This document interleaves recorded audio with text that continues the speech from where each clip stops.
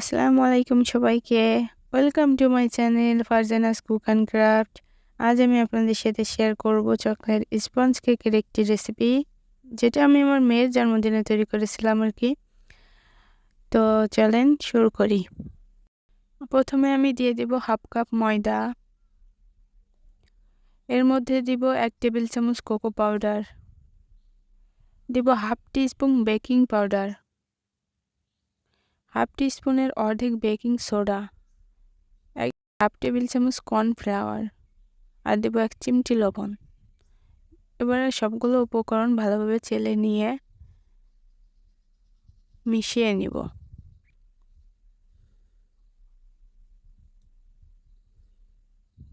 এরপর একটা ঢাকনা দিয়ে ভালোভাবে ঢেকে রাখবো। এটাকে এক পাশে রেখে দিলাম। এখানে আমি নিয়ে নিয়েছি 3টা ডিম।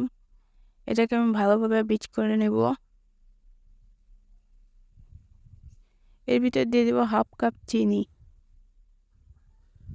অল্প অল্প করে বারে বারে দিতে হবে।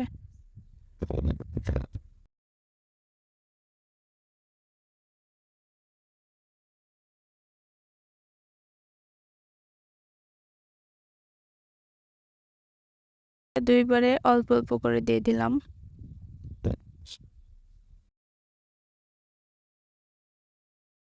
এটা আস্তে আস্তে হয়ে আসছে। এর মধ্যে দিয়ে দিব হাফ টি স্পুন চকলেট ইমালশন বা ভ্যানিলা এসেন্সও দিতে পারেন।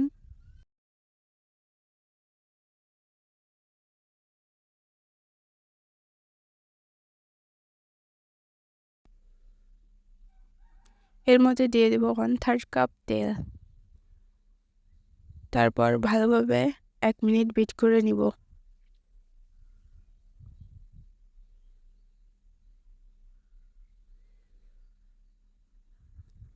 এবারে এর মধ্যে আগে থেকে মিশিয়ে রাখা যে উপকরণগুলো ছিল অল্প অল্প করে ভালোভাবে দিয়ে দিব।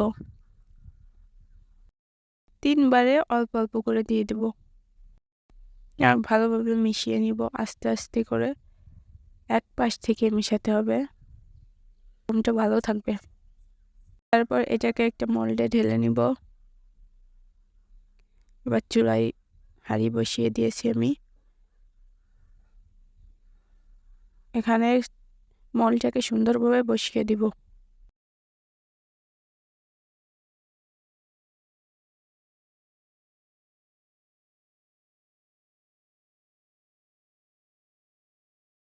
পঞ্চাশ মিনিট পর দেখুন আমার কেকটা হয়ে গেছে।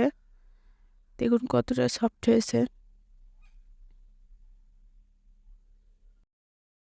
এবার আমি কেকটাকে একটু কোট করে রাখবো ক্রিম দিয়ে।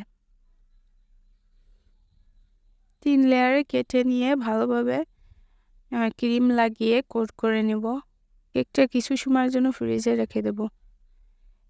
এবার আমি cream, white chocolate, food colour মিশিয়ে কেকের গানাশ তৈরি করে নিব।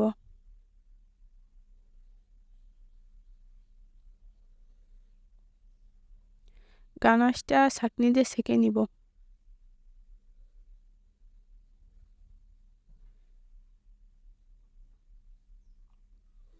এখন ফ্রিজ থেকে কেকটা বের করে নিব। গানাশটা সুন্দরভাবে লাগিয়ে নিব। দেখুন আমার গানাশ লাগানো হয়ে গেছে।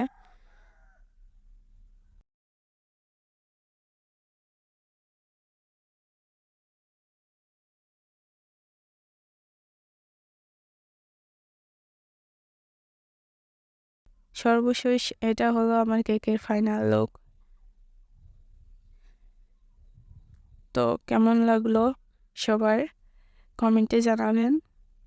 সাথে থাকার জন্য ধন্যবাদ। আল্লাহ হাফেজ।